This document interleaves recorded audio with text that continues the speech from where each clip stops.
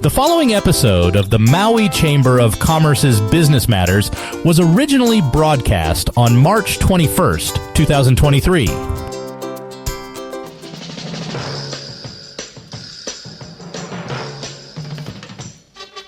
It's time now for Business Matters, brought to you by Mokulele Airlines. Now here's your host, Pam Tumpop. Good morning, Pam. Hey, good morning, Gary. How are you today? I'm doing great. Oh, thank you so much for hosting our show on KAOI. We want to welcome everybody to Business Matters, brought to you by Mokulele Airlines. I'm your host, Pamela Tumpop, president of the Maui Chamber of Commerce. And it's another exciting morning today. We're going to talk with Jennings Imel of the U.S. Chamber of Commerce regarding business issues that are front and center in Washington, D.C. right now. We're going to hear from Lisa Paulson of the Maui Hotel and Lodging Association to discuss top issues their industry is addressing this legislative session. And we're going to hear from one of our Made in Maui County Festival vendors. But first, I'd like to introduce Jennings Imel. He is the Executive Director of the U.S. Chamber of Commerce's Western Regional Office. The office is responsible for legislative and political grassroots activities in California, Arizona, Nevada, Utah, and Hawaii in support of the U.S. Chamber's national policy goals. And as you might have seen on the news last night, California's getting some more weather. So good morning, Jennings. Thank you so much for being on the show. I know there's a lot going on in your realm these days. Yes, absolutely. Good morning, Pam. Thanks for having me. Great to be here as always.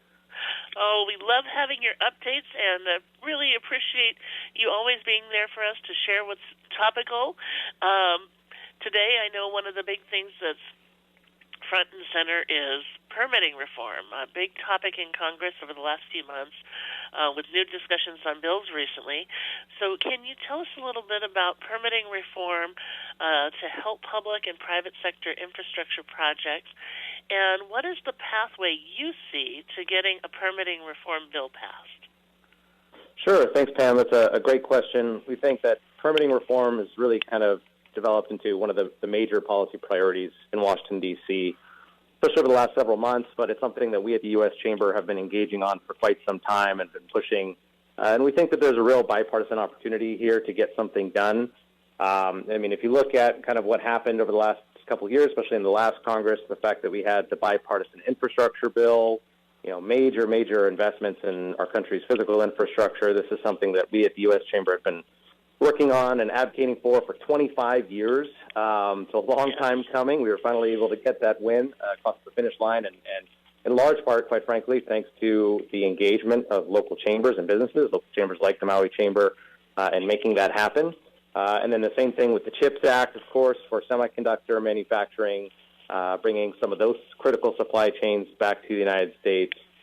These are major infrastructure investments, both on the public side and on the private side, that took place in the 117th Congress. And now it's kind of in everybody's interest, Republicans and Democrats, to make sure that this money actually gets spent well and wisely, and that these projects actually get built, and that things kind of move along as efficiently and effectively as possible.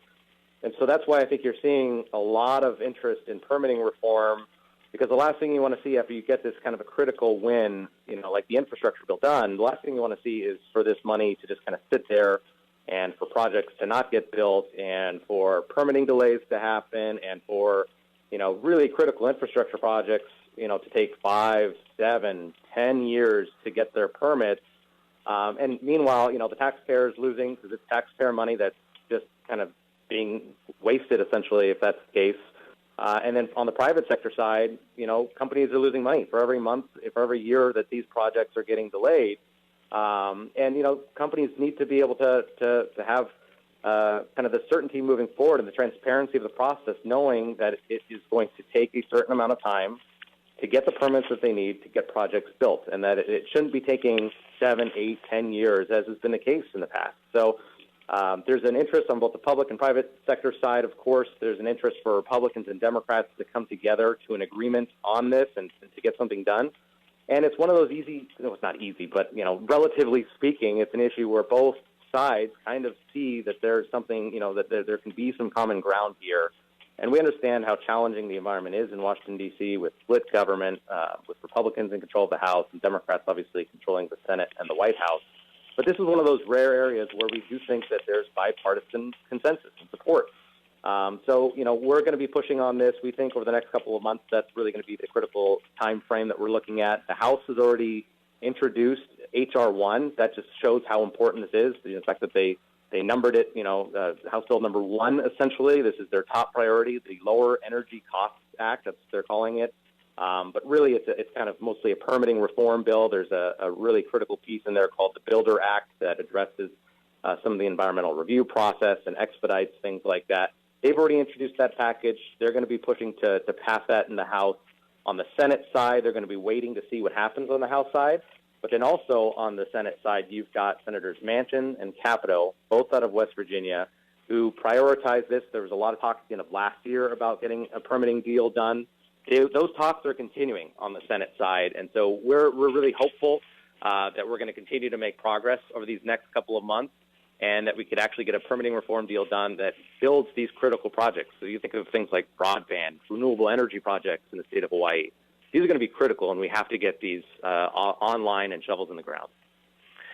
Absolutely. And from top to bottom, when we look at government systems, permitting has been one of those things that in many states, in Hawaii, we've always talked about permitting with respect to housing and how far we are behind other states who found ways to issue permitting, when it comes to housing in a day or a week or a month or 6 months. And we've said, heck, if we could get 6 months, we'd stop complaining. Right. But again, when you think about major infrastructure, the other thing we always say is, as you point out, anytime there's delays, there's increased costs. And we get less for our money than when we started and what was planned.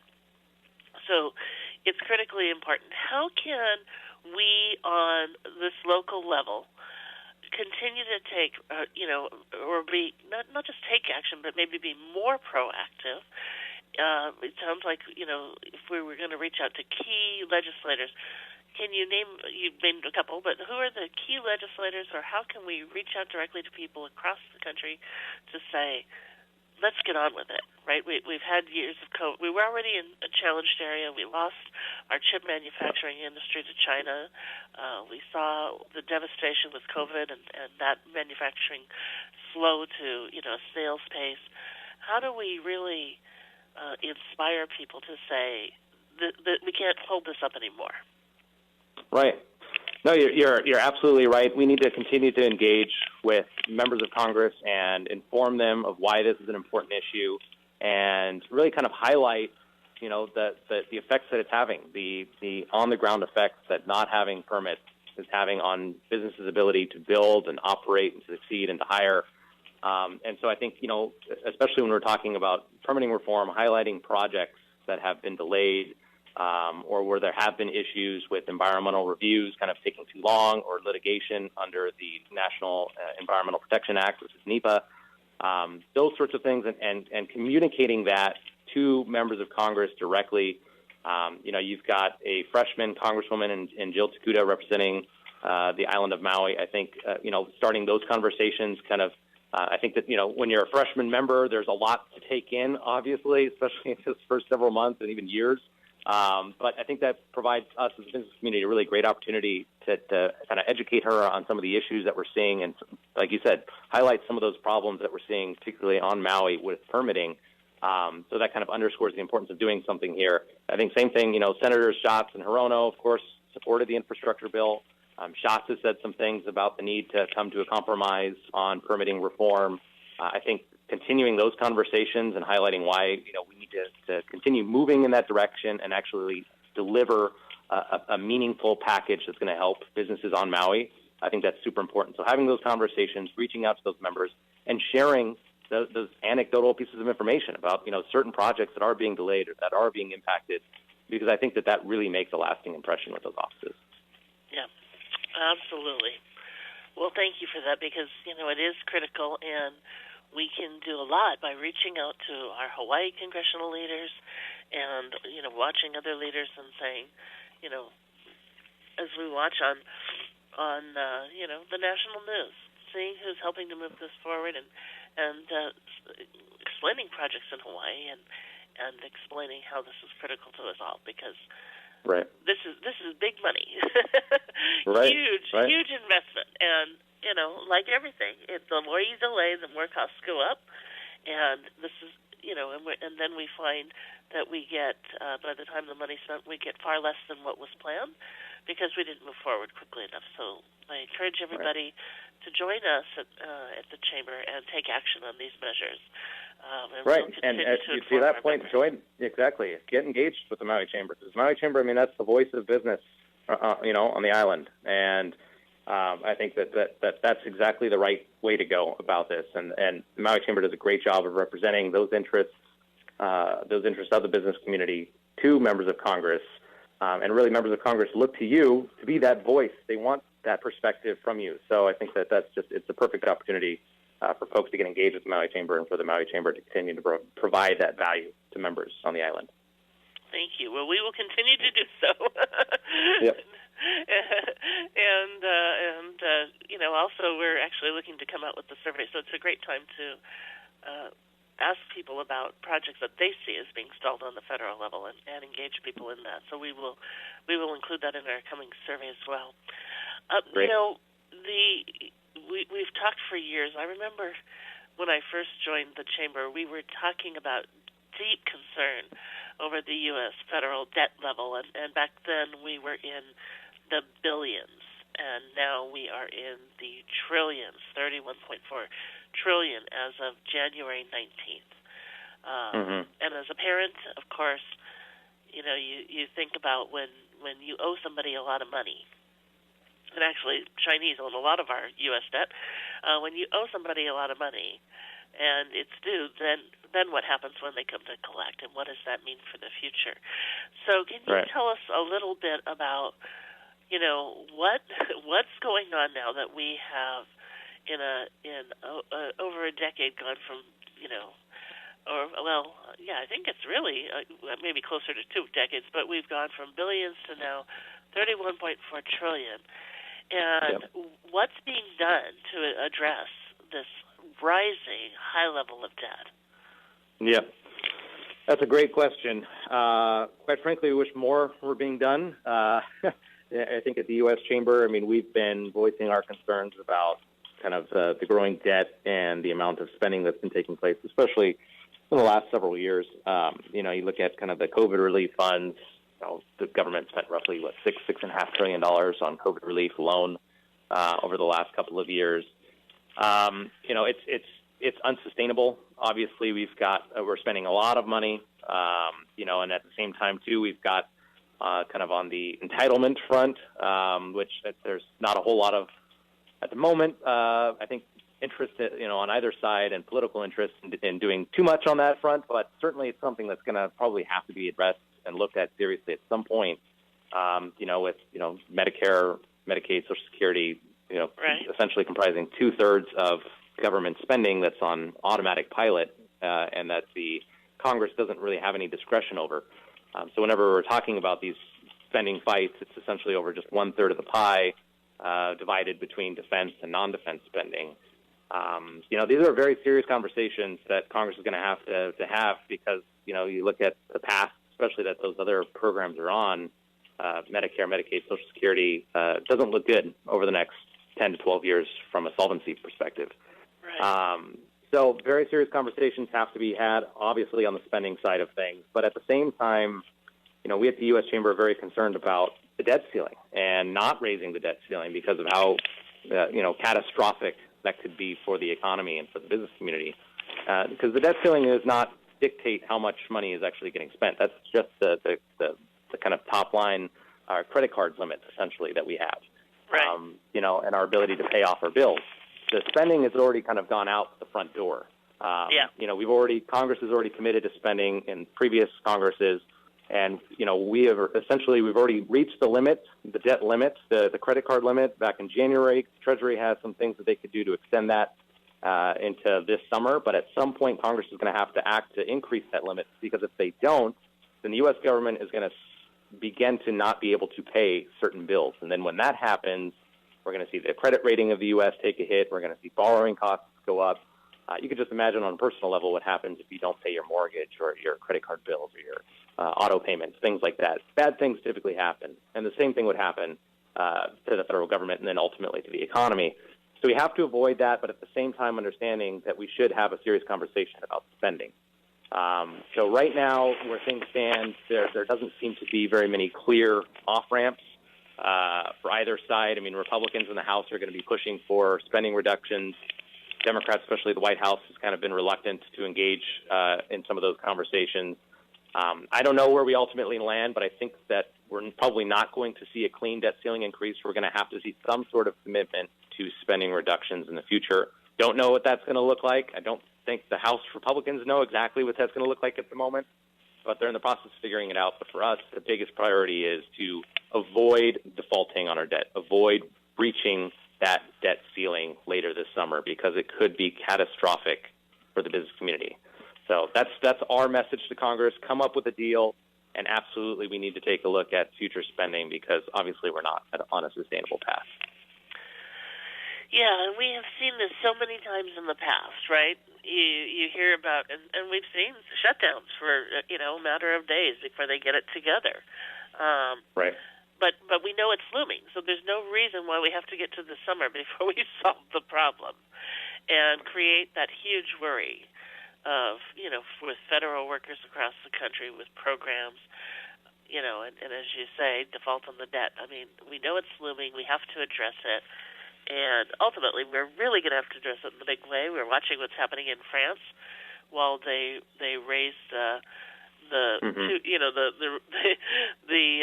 minimum wage by 2 years, and we've got chaos right over there right now. So, and yet it's unsustainable where we're at. So these kinds of issues are looming and coming in the U.S. too. We just keep pushing it down the road, and we always seem to get to the 11th hour before we get to a point where we raise the debt ceiling.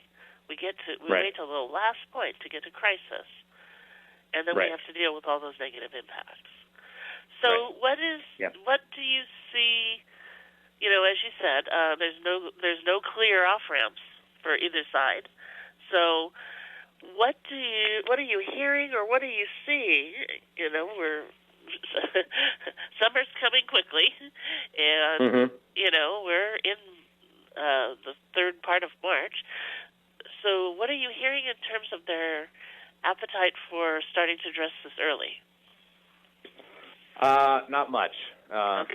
Just to be frank, on the House Freedom Caucus side, that's kind of a group of kind of far right members on the House Republicans.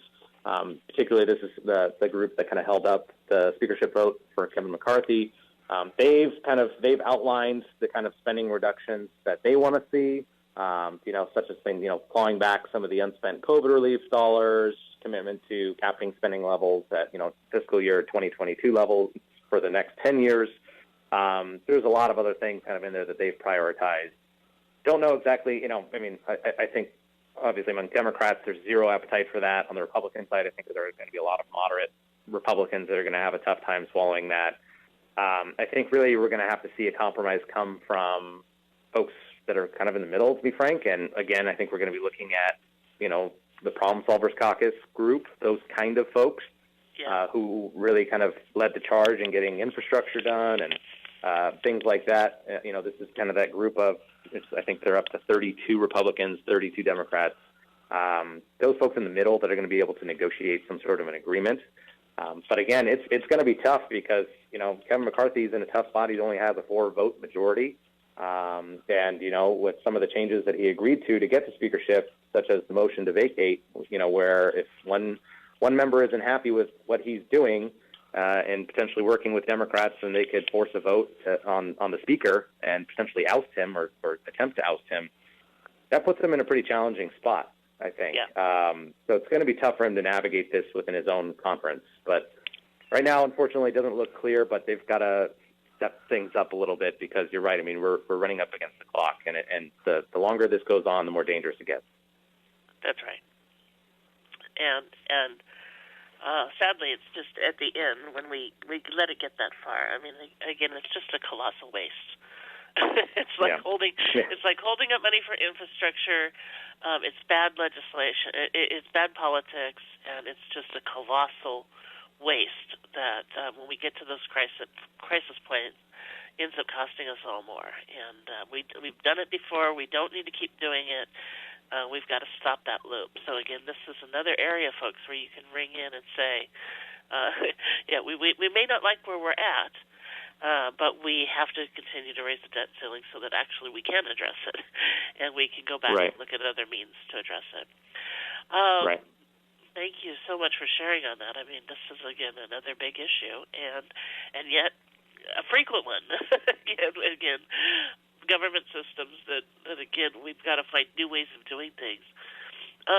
Every couple of years this comes up, right, raising the debt ceiling, and it's not unprecedented to try to tack on to that, commitments to spending reductions. I mean, Republicans have done that in past Congresses, and, this has happened before. So we totally understand. We think that that's, that's an appropriate thing to do in this circumstance, but we just need to make sure that we don't actually breach the debt ceiling. So our message is raise the debt ceiling, and hopefully we can come to a compromise on future spending. Yeah. Very well said. In January, another big thing is the Federal Trade Commission proposed a rule to ban non-compete clause. Can you give us a status status update on where this stands now and what it can mean for businesses? And does the FTC have the authority to ban non-compete clauses? Right. Well, we think the answer to that last question is unequivocally no. So that's why we are engaging so much on this issue. The Federal Trade Commission, they decided to look at non-compete clauses and propose a rule that would ban virtually all non-compete clauses across the economy. This is kind of very unprecedented territory. I mean, we're essentially talking about striking down, I think it's roughly 30 million contracts between employers and employees, and it would do so retroactively. So this would be for contracts that are currently in place, not just for future contracts. So it's pretty unprecedented what they're attempting to do here. Right now they have an open comment period that runs through April 19th. We are submitting our own comments to the FTC, including coalition comments with chambers from across the country. We already submitted a letter to Congress asking Congress to exercise its oversight authority of the FTC, understanding that the FTC does not have the statutory authority to issue rules like this. This is something, they haven't even attempted to do in 50 years because rules is not something that the FTC does. They typically look at cases on a case-by-case basis, ad hoc basis, and when, talking about what they deem as unfair methods of competition, which is what they think of non-compete clauses, they're attempting now to promulgate a rule on that, across the board, even though things like this, I mean, it varies, right? State by state, industry by industry. We don't think a blanket ban makes any sense whatsoever. In some cases, non-compete clauses make sense. In some cases, they don't. But we think that this should continue to remain in the jurisdiction of states. States have had jurisdiction over this issue for the last 100 years. That should continue to be the case. So we've voiced those concerns, and we had that, like I said, the coalition letter to the Hill that we've already sent up, and the Maui Chamber has been supportive of that, and a number, I think about 250 chambers from across the country, which we deeply appreciate. And the issue here, it really does go beyond non-compete clauses. And like I said, non-compete clauses are useful for certain industries and certain circumstances. Sometimes they don't make sense, though, of course. But it goes beyond that in the sense that the FTC doesn't have the authority to issue these kind of rules. They're stepping outside of their lane here. And, we already know from the comments from Chairwoman Lena Khan and some of the other commissioners on the FTC that they're looking at other things in the future. They're going after non-competes first because they think that's the most maybe politically palatable issue. Because, there have been issues in the past with abuses on non-competes, and, Republicans and Democrats alike kind of have concerns here and there. So that's why they kind of pinpointed this issue first. But they've got other things on their radar next. So they're thinking about, exclusionary contracts between businesses, banning those, looking at mergers and acquisitions. Companies of a certain size and a certain market cap wouldn't be able to merge or acquire other companies. Looking at executive compensation. I mean, these are these are areas where the FTC has never waded into before. They don't have the statutory authority to do so, but they're looking at doing that anyway. And essentially, they're acting as their own mini legislature. I mean, this is just 3 commissioners that are unelected, not accountable to the people, that would be making decisions impacting millions, tens of millions of contracts between employers and employees, between employers and employers, that would totally affect the way that the economy works. So, we obviously disagree with this. We think, quite frankly, it's unconstitutional. If you look at, a recent Supreme Court case, the West Virginia versus EPA, where they said, they established the major questions doctrine, where if an agency is going to issue a rule that has a major economic impact, they need to have explicit instruction from Congress to do that. Clearly, the FTC does not have explicit instruction from Congress to do this. And that's clear from the FTC Act, which created the FTC. So I think that, we're on pretty solid kind of legal, constitutional ground here at the U.S. Chamber. But this is really just a very ideological push from the FTC to manage competition. And we're seeing that from a lot of different agencies. And we're seeing a very aggressive kind of regulatory push from the Biden administration, especially in the second term. Dealing with the Republican House, understanding that it's going to be tough to get legislation passed. They're really focusing on pushing new rules and regulations from the various agencies that could really harm the business community. And the FTC has, I think, been at the forefront of that. And this non-compete issue is the first one kind of out the gate. And so I think that's why it's important that we stop this dead in its tracks so that we don't have other additional rules and regulations that are really going to hurt the business community and cost, how many billions of dollars and countless jobs. So appreciate the Maui Chamber's engagement on this issue. We think it's a really important one. Absolutely. Well, thank you, Jennings, and thank you for all the leadership role that you and the U.S. Chamber of Commerce and all of their tremendous team does to highlight these issues for regional markets like ours, because you folks are on the front lines watching all of this and understanding the background and what's happening and helping us understand how important it is to ring in and say, this is not the right procedure. This shouldn't be happening, and this needs a lot more vetting. Right. And we have a lot of concerns on this and where this is going. But, again, to see departments going forward, like the FTC, and see them taking this on, as you point out, 3 unelected commissioners acting in this way is scary. It's very scary. And so that is a key thing that we just need to look at and say, this is not the way the process is meant to go. You have highlighted 3 really critical issues that we deeply appreciate you getting up, and I know it's earlier in California, but appreciate you spending the first part of your day every time you come on this show and give us an update to help us see these important things going on in Washington and why we need to get more people involved. Thank you so much for joining us this morning, and as always, I look forward to having you on again soon, because we just get such a wealth of knowledge shared with our community. No, likewise. Love being on, and thanks again for having me, Pam, and thanks for all that you do for the business community on Maui. Thank you so much, and we'll be talking again soon. I think we with all this going on, and we better start scheduling something before June. Right. Hopefully, I'll have some positive updates then. Yeah. We'll tackle all these issues by then. We always we hope for that. Yes. Let's hope for that. Thank you, Jennings. We appreciate you so much, and have a beautiful day. And I'm praying the weather changes in California and you guys get a lighter road. Thanks. Same here. Thank you. Thanks, too. Pam. Take care. Appreciate it. Thank you. Bet. Aloha. Okay, well, we're going to take a quick word from our sponsor, Mokulele Airlines, and be right back with Lisa Paulson.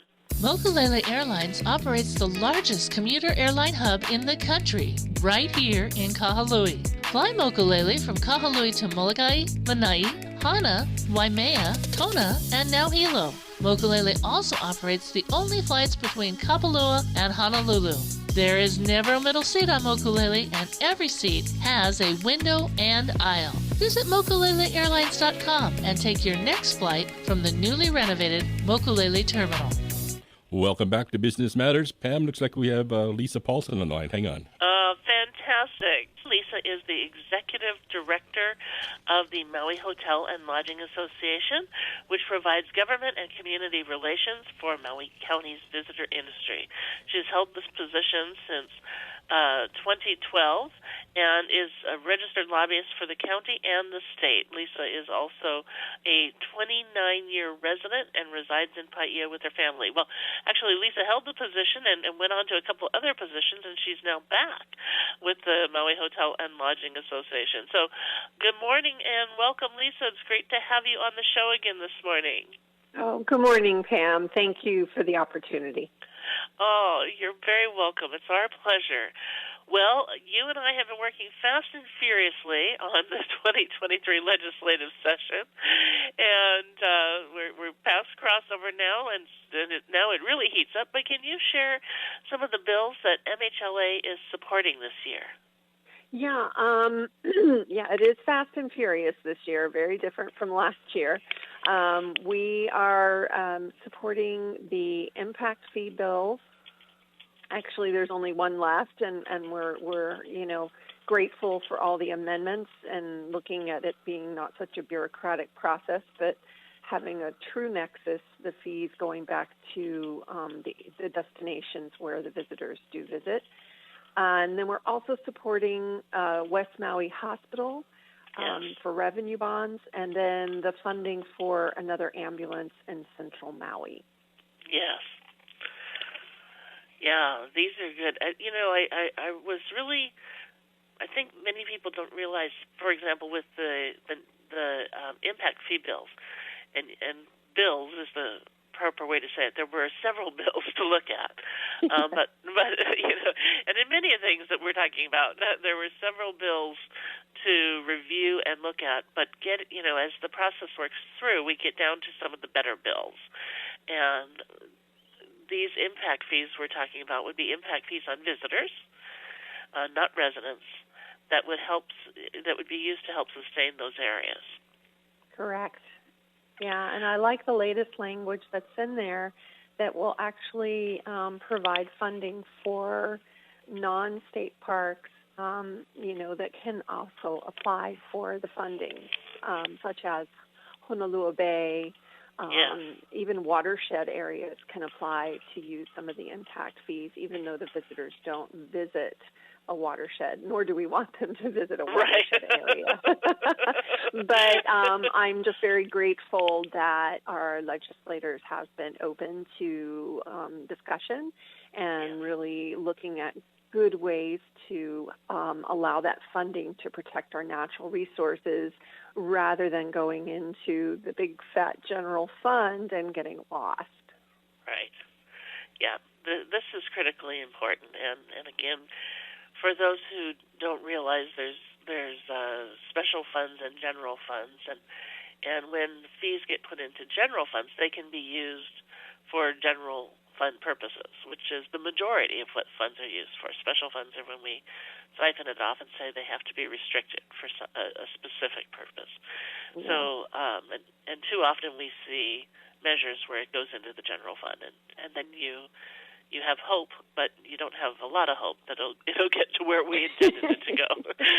Exactly. Depends on the year and any kind of crisis going on or new interest that year.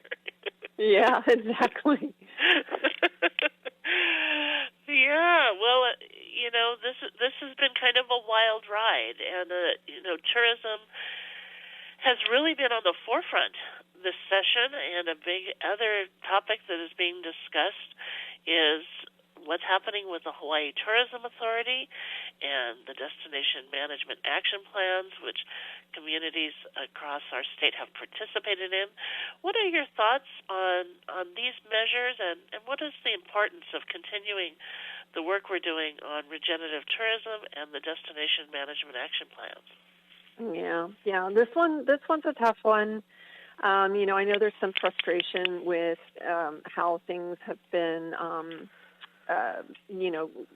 The leadership has been handling things at HTA. But we're concerned about discussions and completely dismantling the current structure of our tourism authority and ceasing all tourism marketing efforts.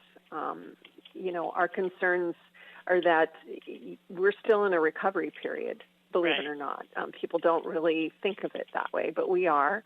And there's talks of a softening market, and this is not the time to completely dismantle and restructure. And then what is also concerning is the discussion of ceasing all marketing efforts because the state doesn't do it for any other industry. However, the state doesn't receive tax revenue from any other industry like they do from the tourism industry. State TAT taxes are over, for fiscal year 22, are over 830 million. And when you count in the TAT taxes being charged at all the counties, we're looking at $1 billion revenue stream. Right. And, to just turn a blind eye to that revenue stream, like we just said, going into the general fund, I think that's just a very foolish thought. We've got those TAT revenues coming in, and if we cease marketing, tourism will likely go down, and then that revenue stream will also go down. So that's our biggest concern there. This is not the time for a complete dismantle and reorganization. And then we are also in line with you in that the DMAPs need to continue. There's been a lot of community effort and time put into those plans, a lot of relationships established with stakeholders and government agencies that we can't let those go. We need to fight and keep moving forward with all those plans. Yeah. You and I were at the HTA conference, and it was great to see, I guess this past fall, but great to see community members coming out and saying, community members who've been very vocal about concerns coming out and saying, this process is working. You're convening people. We're addressing the problems that we had. We're working to keep people out of sensitive areas, teach them something different. And there was a great excitement around such excitement around the DMAP process. I really don't want to see any momentum lost on that. I agree. And things, I think sometimes our community thinks that things can happen quickly. And honestly, when you do things too rapidly, you can miss some key initiatives. And I think the reason these have been structured the way they have been with different input from different entities and different groups is we're really covering all our bases. And it may seem that we're moving incredibly slow, but we are making progress. And if you and I both know, I've been turning people to the HTA website where you can see the report cards on all these initiatives. And it's quite, I don't know, I'm impressed that we have made the inroads that we have made. Me too, and you and I have had the opportunity to work on many committees and help create many plans that everybody says are never going to sit on the shelf, and then they do. And the DMAP process has committed to quarterly reports, and I will say of any government process that I've participated in, this is the first time I've seen people actively be on it and actively meeting the deadlines of doing their quarterly reports and educating the public. I agree, 100%. So, I feel this is going in the right direction. So we want to encourage people, stay tuned. This is a big issue, but we want people to remember, there are market softening. We are looking at, the possibility of a recession, and we are at a time where we're just coming out of COVID with major market shifts. So this is, we too agree at the Maui Chamber of Commerce. This is not the time to overhaul the entire system. We have some concerns about that. We want to see great strides. We want to see improvements always made, but we're a little worried about how drastic the overhaul can be in some of the measures that we've seen. So this is the time to ring in and say, we've got to move carefully. And we have to understand what we're trying to solve and get clear on what fixes need to be made. Lastly, I know we've been working on, this is going to be something we're probably going to work on for the next 30-plus years, and that is the SMA and shoreline management rules that the Maui Planning Commission will be taking up again very soon, later this month on the 28th. So what is MHLA's position on the changes, and what do you see are some of the challenges? I know there's modeling that we're looking at and erosion control hazard lines, and I know we've got some concerns about those lines and the way all properties are looked at similarly. So what are some of MHLA's positions on these rules being proposed?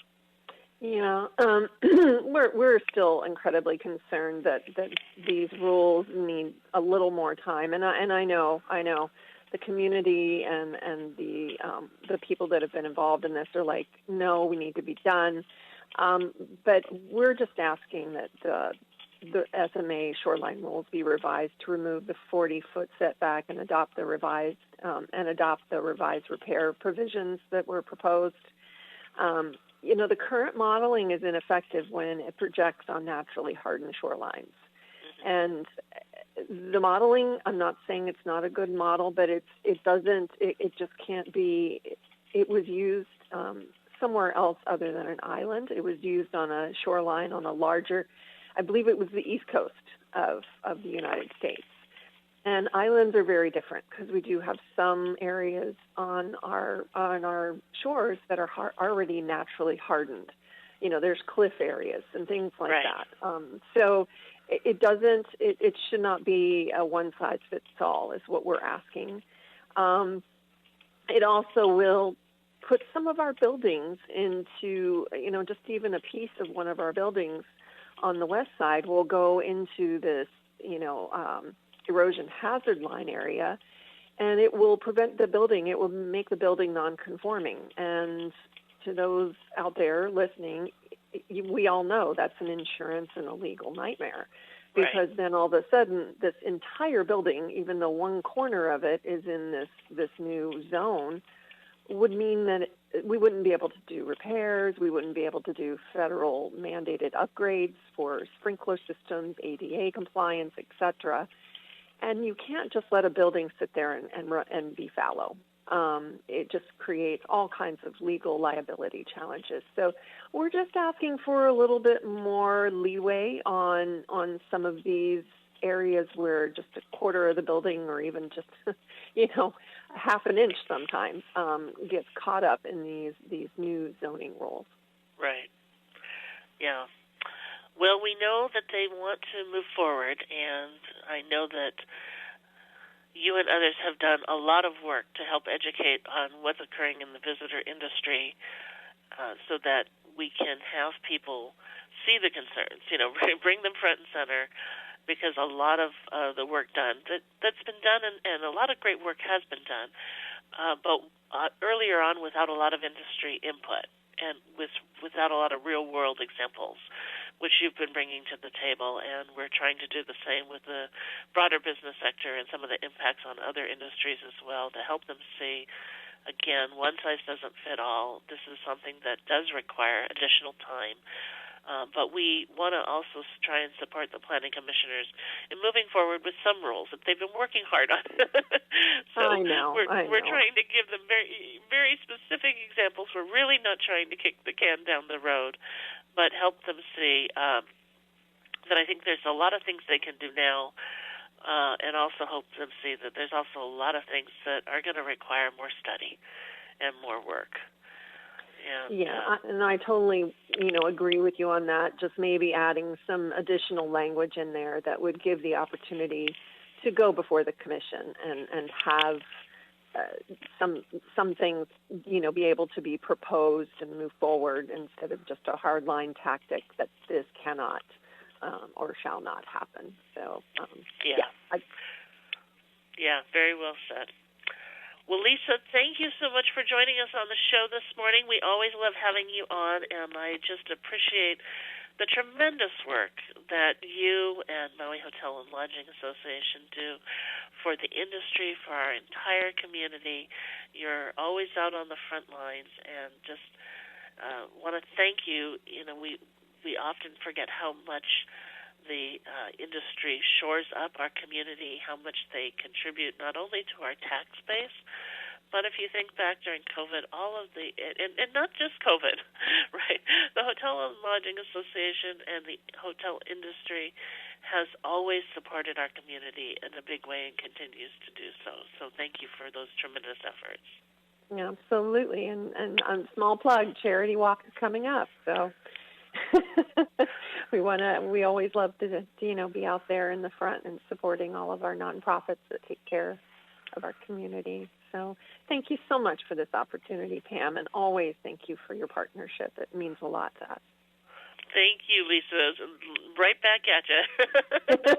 Thank you so much. Well, you have a wonderful day. Okay, take care. You too. Aloha. All right. Well, next I want to welcome to our show. We have Tierra and Fabian of Be Nourished. Be Nourished is a Maui company focused on saving the bees and sharing some of the world's most exquisite honey. The last time we tried to have them on, we ran out of time with long conversation, and they were unable to join us. So we want to have Be Nourished on and have them tell us about their products. Well, hello. Good morning. Good morning. How are you? I'm fantastic. How are you? My name is Fabian Gosen, owner and founder of Be Nourished. Great to have you on, Fabian. And is Tierra joining us as well? She's downstairs with our precious little 20-day-old baby. Oh, congratulations. I know the last time you were to be on, you guys were under the weather, but I didn't know you had a new baby. That's wonderful. That's probably why we were under the weather, because last time I was supposed to be on was her due date, and so we were just stressing out with that, We totally kind of stress you have right before you're going to have a baby. Can't think too much. Imagine that. Yeah.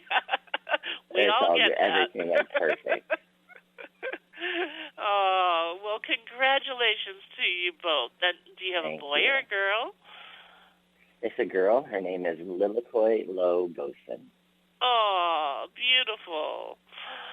Yeah. Well, that is so precious. Thank you so much for getting up and being with us early when you've got a brand new baby. Oh, my pleasure. It's not like I sleep anyway. I hear that. My kids are older and out of the house for a long time, but yeah, I remember those nights. Oh, you get to sleep in now. That's retirement. Yeah. Sleeping in till 9 o'clock. I wish so. That's not true in my world, but I wish it was. Oh, that's right. You're up this early too with me. Well, tell us a little bit about Be Nourished and your products. Well, it started roughly 7 or 8 years ago with our head beekeeper. He went on a quest to find the best tasting honey on Maui. He found it, and then he isolated the most abundant, highest yield, best tasting nectar flows, watersheds here on Maui. And then we planted shop with, we have over 200 we have hundreds of hives on watersheds throughout Maui, which has given us the ability to provide the island, I believe for the first time, with wholesale honey for all the restaurants that want it. And we also have Be Nourished, which is our brand, our flagship brand that has 10 different flavors.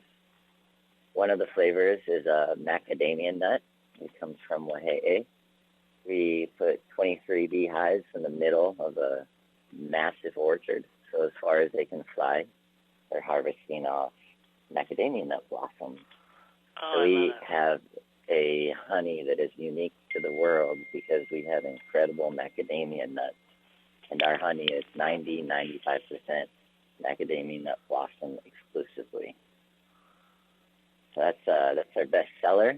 And then we have our wildflower, which comes from the Haiku Twin Falls region, basically the road to Hana. We've littered with bees. We have about 12.5 million bees right now around the road to Hana. And with that honey comes our ability to infuse superfoods in preventative medicine, and has allowed us to create a non-expiring, non-perishable product that tastes so good and can only come from Maui. We're 93% Maui made. Oh, I love that. I love that. It's fun. Now, tell me a little bit. When you say that you can put in some, I don't know if it's a trade secret, and maybe you can't tell me, but if you can, you said you're able to infuse honey with wonderful things that seem to both add to the life, but also the flavor and value of it. Yeah, what we did is by finding the honey with the viscosity and the flavor that it has, it doesn't crystallize, and it has the right molecular component to it that allows us to add dried, pulverized supplements that my wife, who's a food science major, has picked out, and then we paired to create great flavors. And our trade secret is a trade secret. We don't want anybody to duplicate our product, so we've trademarked it. It's still very unique and special to us that we're developing right now. And what it consists of basically is a slow infusion so that all of the pulverized bits of the superfood get infused into each molecule of honey and preserved so that they don't separate over time, nor do they get exposed to any elements that will make them expire. So it takes us a few days to infuse each product, and our recipe consists of a certified supplemental dose, basically a capsule full of the supplement in each tablespoon. All right. Well, thank you so much, Fabian, for telling us that. Where can people find your products? Well, we're in 20 different locations. We're also in Maui June Company. Oh, awesome. Karen, she uses 50 gallons of our honey a month. So if you ever buy Maui June, you're tasting our honey. We're at Country Farmers Market and Napili Farmers Market. And do you have a website? Well, let's get that out real quick. NourishedMaui.com. Awesome. Well, congratulations on the new baby. Thank you so much for joining us this morning and for sharing that. It goes so quick each week, I tell you, everybody. But thank you so much for joining us for Business Matters today, sponsored by Mokulele Airlines. I hope we'll see you again next week, and we wish you a beautiful Maui day. Aloha.